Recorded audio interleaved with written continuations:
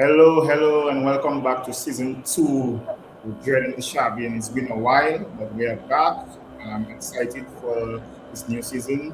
My name is Delroy Nestor the Dread, and alongside me will be my co-host for next season, Tikir. Tikir, Yeah, what's I'm good. It really has been quite some time.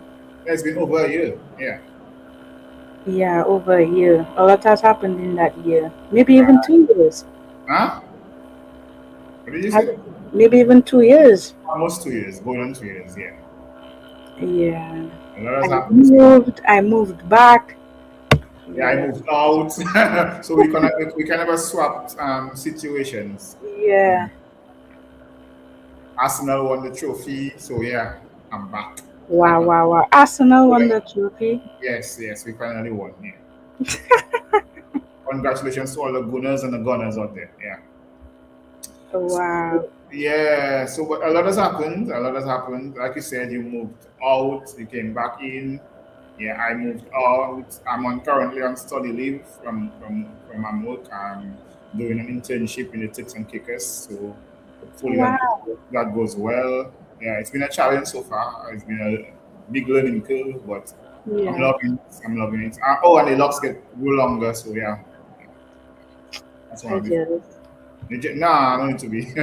No need to be. It's not even really properly kept because I can't find anybody to twist it for me. So yeah, that's Yeah, that's the thing with Luxor. When you see you travel, yeah. So difficult what's to up? get. What's up with you?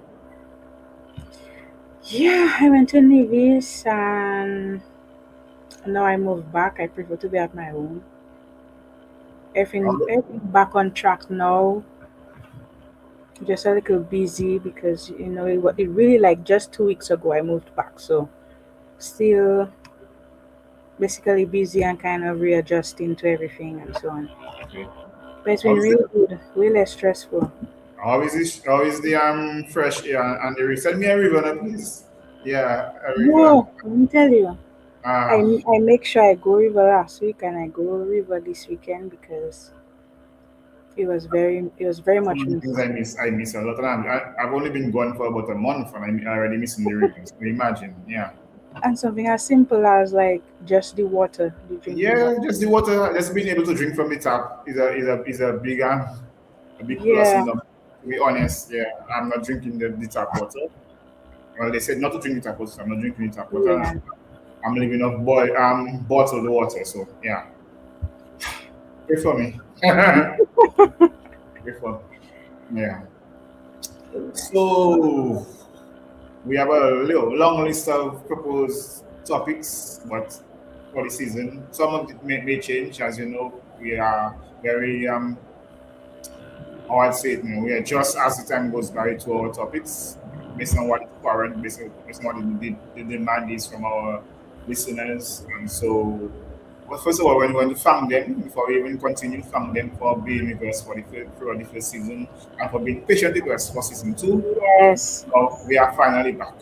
Yeah, we are back and we are ready to go. And our first topic for this year is the well, Roseau on fire. That's the name of the topic officially because over the past couple of months we've seen a number of home and business fires in Roseau, and it just felt as though there was something happening to Roseau, and we needed to Yeah. address the fires. So this is our first topic for the season, and we are hoping that our audience loves the way we deliver and we discuss this issue.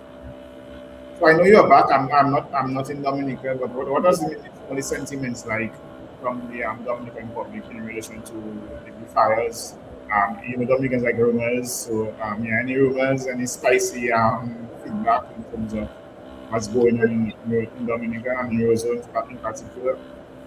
Well, to be honest, since I've been here, I haven't really heard anyone talking about it like out in the open to say. But where they had the fire on Kennedy Avenue by Crispy's there, that still hasn't been like cleaned up. So Okay. that part of the road still has the debris in the middle of the road, blocked Ah, okay. yeah, blocked out. So hasn't worked in that sense. But most of what I heard about the fires was online, and that was when I was still in Nevis. And at first, I think some people were saying, because from what I understand too, for most of the fires, it always seemed to start in like a all wooden building. Right, So, right, yeah, so a lot of people would be thinking, well, Roseau need to upgrade. They need to fix the electrical wires and so on and that kind of thing. That's what people were saying at first. But when people saw that more and more fires were happening, people started to say, well, maybe they had more intention behind it. Maybe somebody doing it because they figure, well, Roseau need an upgrade with better buildings and that kind of thing. And that just the fact that they actually caught someone on camera for the one by Kennedy Avenue. Well, apparently that person was the one that light the fire. That pushed the rumors even more, where people were saying, okay, well, we probably have somebody going around lighting fires. right, right. So there were no CCTV cameras in for the other instances of the fires in terms of the other locations. There was no footage. Well, not that I've heard of. In fact, the only fire that I've even heard any update on is the one on Kennedy Avenue, and that is probably only because somebody in another building had a camera. And probably leaked the footage too. Yeah, Yeah, and we got it from what I saw. There were two different angles of the person going into the street. So yeah, yeah, but I think that leads to one of the maybe later on one of our recommendations could be the fact that there needs to be more CCTV cameras installed on the streets of Roseau. yeah. That would definitely be an upgrade, just for the fact of like for the traffic department, just for a way to keep better vigil of what are going on and like Yeah, to see so. monitor the actions of the people in the Yeah. street. Yeah. One thing I noticed though, all the fires basically happen at night, into the late hours of the night or early hours of the morning. Um, All right. yeah, Because. Mhm. so that is one of the reasons why some persons were speculating about the electricals. But most times these places are closed, appliances are off at these hours. So maybe the investigation should lead into a different path. But I still find it very, very, maybe it's just coincidence that most of the fires were late into the night and very early into the morning. Yeah, Partic- that makes it a little bit more suspect because from I was looking into it more for the podcast, and it had two fires in April. One behind Domlek in the old wooden building. right, That one wasn't too big, that's and basically, then yeah, and then it had one with that building right next to Cats in town. yeah, that's on Independent Street, right? Yes, but that one is not a wooden building. That No, one. no, that one and that one they said it was arson as well.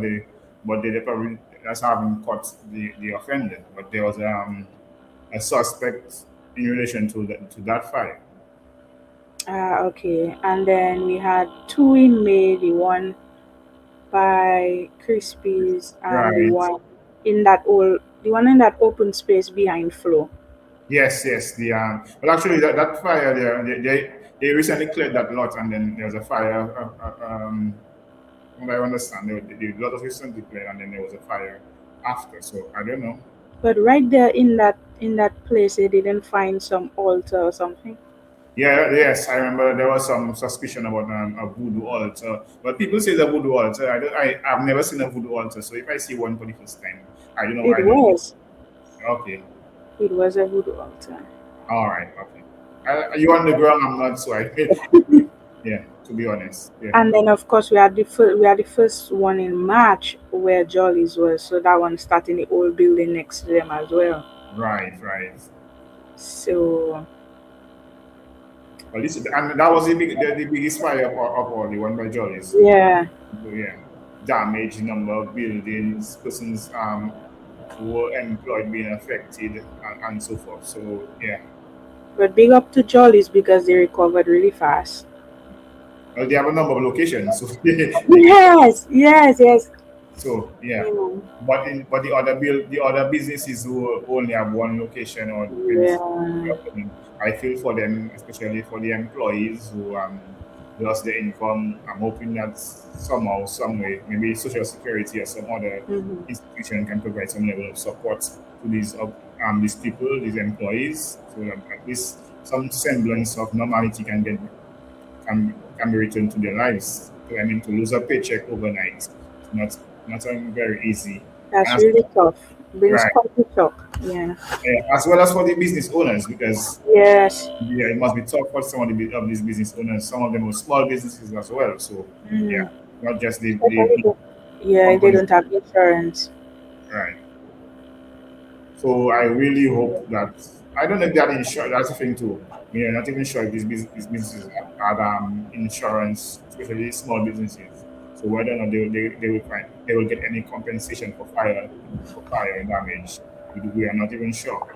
But hopefully, something can be put in place to assist the small businesses and even the bigger establishments like Johnny's. Because I know even if you're a big establishment, a fire of that magnitude would cause some repercussions for your business. But they, like you said, they were able to bounce back. I'm sure they're not fully bounced back, but they I mean, have, just in the aspect that they could be open and yeah, continue to try and make business while they try and focus on cleaning up and yeah. repairing, whatever the case may be. As you mentioned, cleaning up. Remember, I'm not on the ground, but how has the cleanup process been in terms of the different sites? Yeah, as total cleanup occurred, or is there still some level of damage or debris in the vicinity of those fires? Well, the one by Joel is, I think the place was cleaned up. You can walk around the area and so on.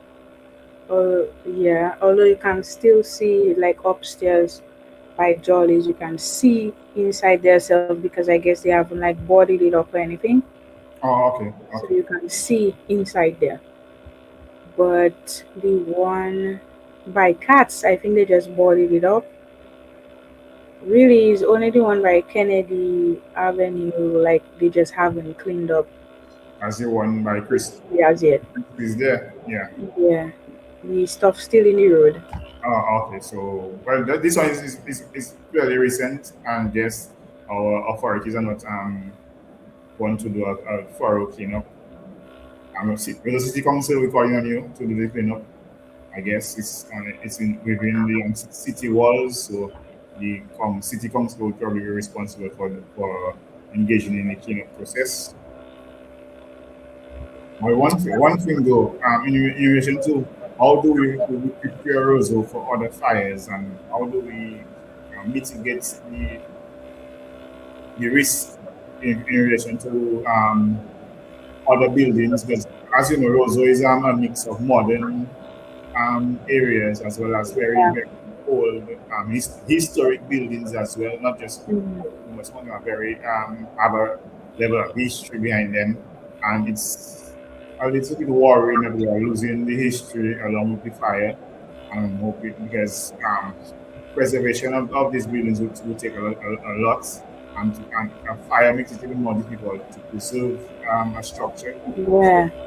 I'm a little bit worried about the fact that we are probably losing some of our history along with the fire, particularly the fire that occurred in the Roseau Market area.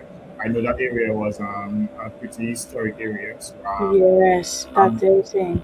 yeah, and I remembered Dr. Honey Church pointed out to a few items, maybe one of the small businesses that had historic significance. So I'm hoping that well, it's we cannot recover the skill, but picking up the memory of the of what went on there. People used to go there to get there to put their points into a ancient skill. and get their weight and so forth. So hopefully the memory of that remains. But as a country, as a city, as a town, as a city, Roseau needs to improve in fire prevention and not just fire prevention, but how do we once the fire occurs, how do we respond quickly to those instances? Because that was something that was also being discussed, right, with the fire Right. department and how long it took to out the fires and all of that. So it really just boils down to a lot, because the fact of that we just don't seem to really be prioritizing the upkeep of Roseau, which then leads to these issues, as well as the fact that, well, the fire department might not seem to be properly equipped with Right. what they need in order to deal with these fires efficiently, because a lot of people in some of the videos was like, I call fire department and up to now they don't reach there, and so and so on. So Yeah, I guess response time can be an issue, but I I I don't know why it's an issue at that hour of the night because unless these firemen are sleeping because at that hour of the night it was usually very empty. The location of the fire department is within minutes of all of these fires, not just the, exactly, yeah. so we have to look at the response time and whether or not there are the adequate equipment on location Mhm. for all of the fires. So, in terms of the fire department and what follow reports, none of that has been given in terms of response time, in terms of number of responders, in terms of number of maybe vehicles, water trucks being dispersed. I've not seen any report like that. Um, Not that I know of, but we already aware that, with Dominica, a lot of institutions don't really see the need to address issues to the public. They don't really feel the need to explain themselves as to why certain things are going on. Yeah, I agree. We have that tendency, but it's a public institution, and so those things should have been or should be forthcoming in reports in reports should also be made public to them, and the reports can also help. Sorry, going forward in helping businesses to prepare themselves in doing prevention and so forth. And once these reports are given, then we can look into how to better prepare Roseau and businesses for instances of fire or even other types of situations. Because fire is not the only situation that can harm the businesses in Dominica. Right, because while all this has happened, even if the conclusion is that yes, we need some electrical updates and so on. Not Domlek or anyone has come out and said, well, okay, yes, this is what is happening, and we do plan to address this, and so on and so forth. Nothing has been said on any end about anything in terms of the fire and how we're going to work towards preventing it in the future. Do you think we should give them a little more time, or you think adequate time has passed? This is Dominica, though. Remember that. I think adequate time has passed. I mean, could they say they could still be investigating? I That's what guess. I was saying. Yeah. I guess. Because a formal cause of the fire has not of any fire has been given. Although there are rumors, there are certain indications based on the video as well. But in terms of formal reports to the general public, nothing else has been forthcoming. And like I mentioned, those things can assist other businesses in being prepared in case of certain situations like that. And but outside of that, though, there are certain things that our current businesses can do to prepare themselves, even outside of the reports, in terms of maybe upgrading the installation, electrical installations, Right. looking at their fire prevention tools that they have within their institutions, making sure that they are updated, maybe they are adequate as well. Um, Making sure that they are insured. right, as well, yes, with the Making sure various they're insured. maybe in fire insurance would probably have increased since then because those um, whenever there are instances of fires or any major insurance rates tend to go up after. But maybe in Dominica it's not heavy, Oh, okay. but yeah, in other places I know if, for instance, if there are many fires, then you tend to see the insurance agencies responding by increasing rates for fire. So I'm hoping that that is not the case in Dominica. I'm hoping that our businesses can still afford to pay for insurance, particularly fire insurance in that case. Another thing I probably need to look at is to updating the fire hydrants, making sure that they are always checked and they are Yeah, because I think that was part of the issue as well for the fire monitored. Yes. by Jollies. Okay. Yeah, because they need to be checked regularly to make sure that they are, I guess that they are working properly. And whether or not that is being done, we are not sure. But like I said, there was no formal report being given, so we are left to speculate. And when you speculate, sometimes you get things wrong. But I'm hoping that that was not the case in any of the instances, and that we were the fire agents were adequately prepared, and that just gives us the opportunity to make things better, to improve, and to look at monitoring of those. But I think the onus also too is on the business places to ensure that they're putting some fire prevention policies within their institutions.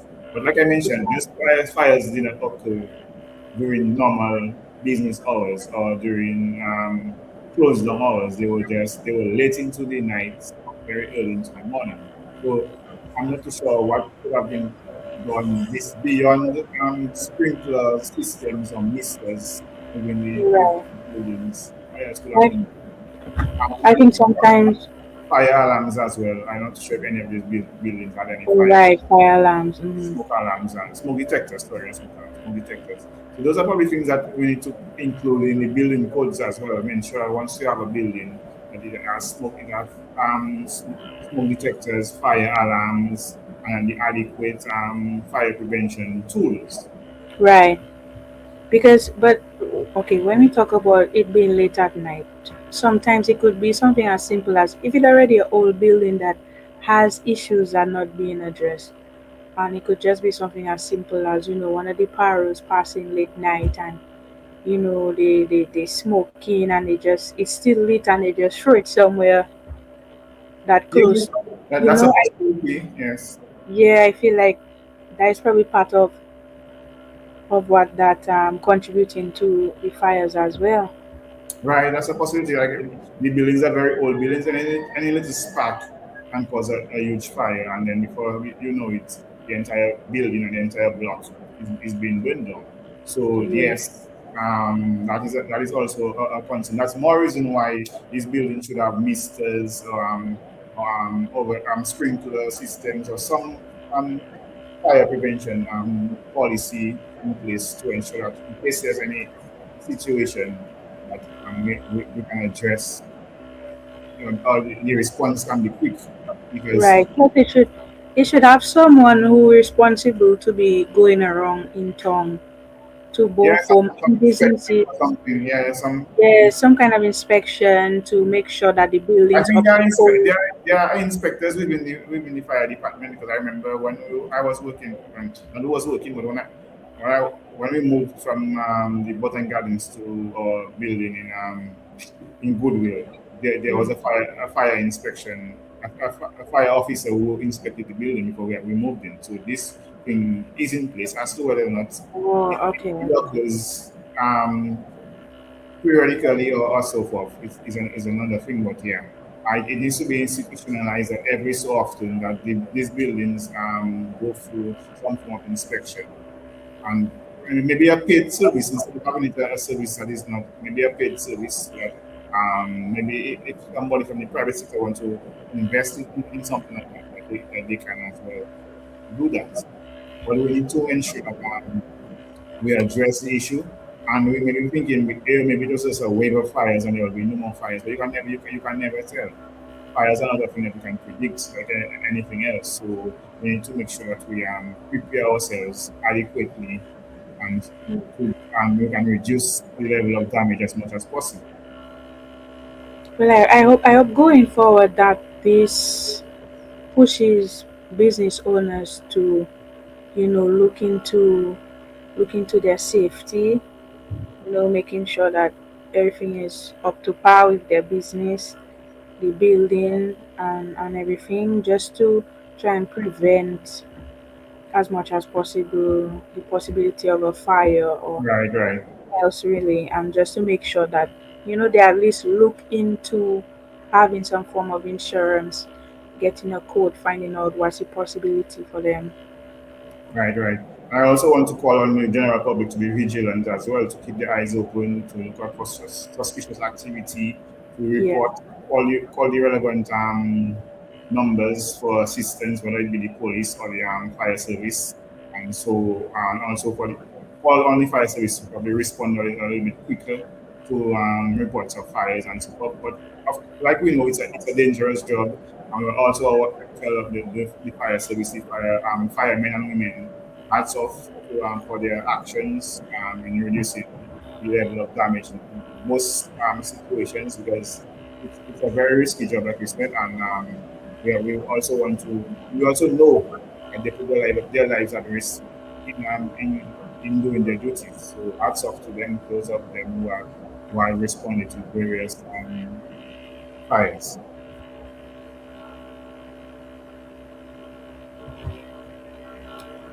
Is there Yeah. anything else that you want to add to here to in terms of calling on the public or institutions to respond better to Honestly, I feel that um, we now have a new mayor of Roseau. Possibly she sees this video and she can take forth the initiative to probably look into that same inspection thing that we talked about. How can they go wrong, or who she can speak to see provide that who's in service? charge of, yeah, to see who's in charge of that, to make sure that they start doing that, they start going around town and doing some inspections, because who knows when the next fire may be. And if they could start doing that, that could help prevent another fire and another loss for more businesses and more workers and so on. So I would just employ everyone that has some form of authority in any of these regards to just be a little more proactive and more vigilant with what's going on now. All right, right. I think that's where we can end today's episode in that beautiful Yeah. piece of advice that you gave.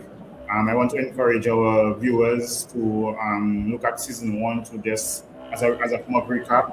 They can find us on Facebook, also on YouTube, Trade and the Shopping. We also have a WhatsApp channel that will be promoting more this season, so look out for that as well. We want to thank you for joining us for this first episode, and we look forward to having a very thought-provoking, inspiring, impactful second season. And we want to thank you for joining us this time around. Yes, thank you guys for sticking with us. And don't forget that if you have any feedback or any suggestions for future topics, that you can reach out to us on Messenger or send us an email. Or if you know us personally as well, you can speak to us directly. Yeah, Right, yeah, right. And that don't works forget, as well. Yes, yes. yes, and don't forget to like and subscribe and leave a comment. So, okay, if you're still here, this is the sound of my voice. We have come to the end of the episode. I want to thank you for joining us. I want to wish you the best going forward. And look out for episode 1, 2, 3, up to 10 for the season. Yeah. Okay, Bye. bye.